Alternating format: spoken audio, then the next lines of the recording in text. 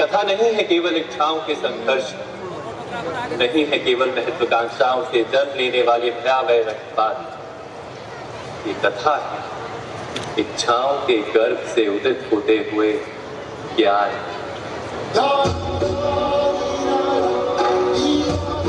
मैं वासुदेव कृष्ण आप सभी को निमंत्रण देता हूं इस यात्रा पे चलने का, जो जीवन का मर्म सिखाएगी, मनुष्य का धर्म सिखाएगी, कीचड़ से उठकर कमल बनने का कर्म सिखाएगी। और इस यात्रा का नाम महाभारत।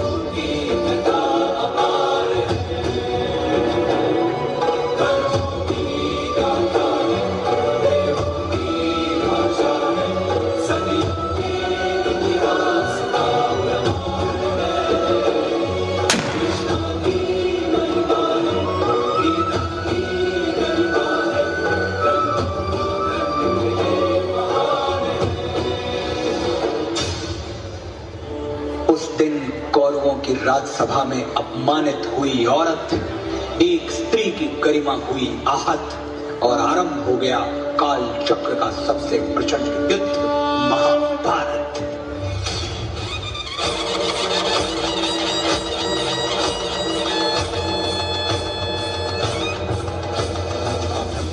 प्रचंड बोल मस्तकों के झुंड, आज जंग की घड़ी की तुम गुहार दो।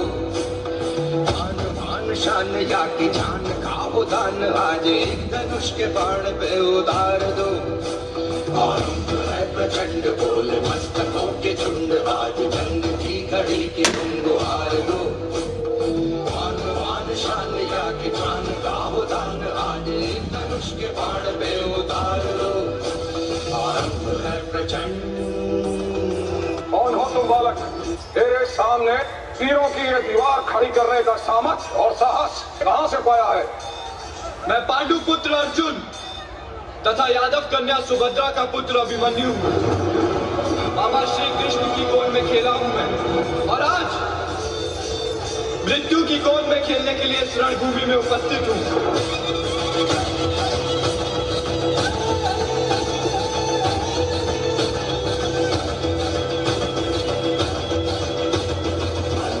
सो प्राण दे, जो मन करे सो प्राण ले, वही तो एक सर्वशक्तिमान है। विश्व की पुकार है, ये भागवत का सार है कि युद्ध ही तो वीर का प्रमाण है। कौरवों की भीड़ हो या पांडवों का भीड़ हो, जो लड़ सका है वही तो महान है।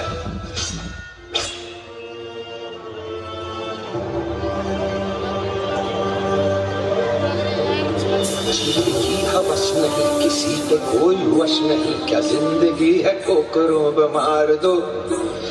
मौत अंत है नहीं तो मौत से भी क्यों डरे, ये जाके आसमान में दहाड़ दो।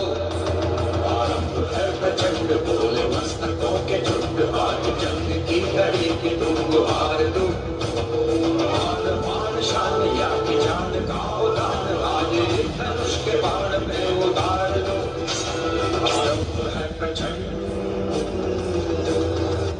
काका श्री, मेरे पिता से कहिएगा कि मैंने उनके नाम पर लांछन नहीं लगने दिया, और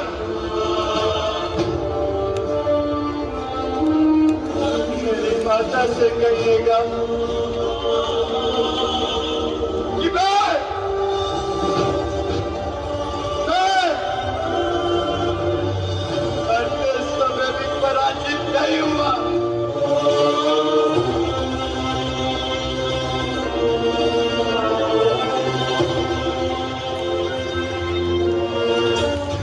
अब चल पड़ा सारथी कृष्ण का रथ और बरसेंगे अर्जुन के तीर।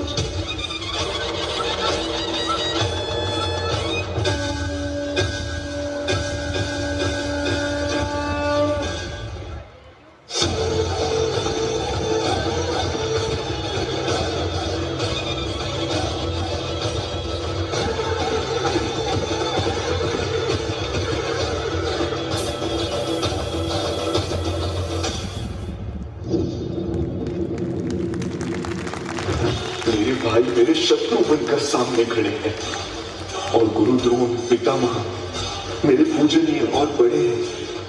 कैसे उठाऊं उनके सामने शस्त्र?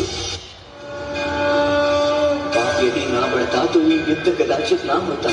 धर्मराज भी स्वयं कभी अपने संयम को ना खोता। एक नारी का वस्त्र हरण अब स्वयं तुम याद करो। छोड़ दो रिश्तों की डोर और अधर्मियों का नाश करो।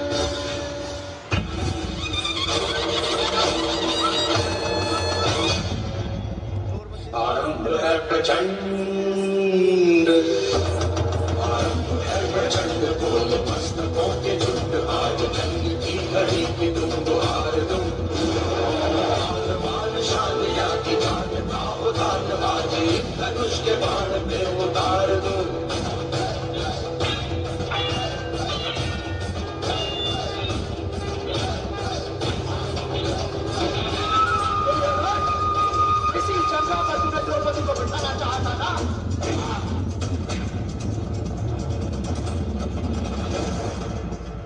जब जब स्त्री का अनादर हुआ, इतिहास की लिपि बदल गई। एक दुशासन ने द्रौपदी का आंचल खींच लिया, कुरुक्षेत्र में 100 भाइयों की चिता जल गई। नियति साक्षी है कि जो स्त्री का आदर भुला देता है, समय उसे मुट्ठी भर राख बना के हवा में उड़ा देता है। यत्र नार्यस्तु पूज्यन्ते रमन्ते तत्र देवता। मेरे जीवन रथ को उचित दिशा में ले चलिए माधव। मेरे सारे संदेहों को नष्ट कर दीजिए। मुझे अपने अविनाशी स्वरूप का दर्शन दीजिए माधव। देखो बाप,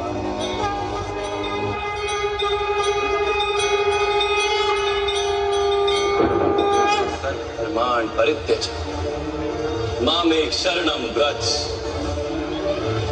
सारे जगत का त्याग करके मेरी शरण में आ जाओ पार्थ।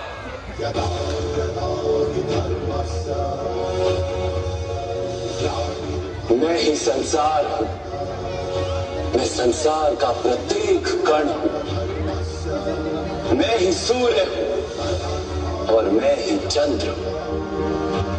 मैं ही नक्षत्र हूं और मैं ही सभी ग्रह हूं। मैं सूर्य से भी अधिक पुरातन और किसी वृक्ष पर खिली कली से भी नया हूं। मैं ही सारे मनुष्य हूं। मैं ही स्वर्ग और नर्क को धारण करने वाली शक्ति हूं। मैं ही दुर्योधन हूं और मैं ही अर्जुन भी। जब जब धर्म को हानि होती है, जब जब अधर्म में वृद्धि होती है, तब तब सत्पुरुषों के उद्धार के लिए, अधर्मियों के विनाश के लिए और धर्म की पुनः स्थापना के लिए मैं ही जन्म लेता हूं। ऐसा प्रत्येक युग में हुआ है और आगे भी ऐसा ही होता रहेगा। हे मधुसूदन, आज मेरे सारे संदेहों का नाश हो गया। मैं आपके प्रत्येक आदेश का पालन करूंगा। करिष्य वचनम तवा।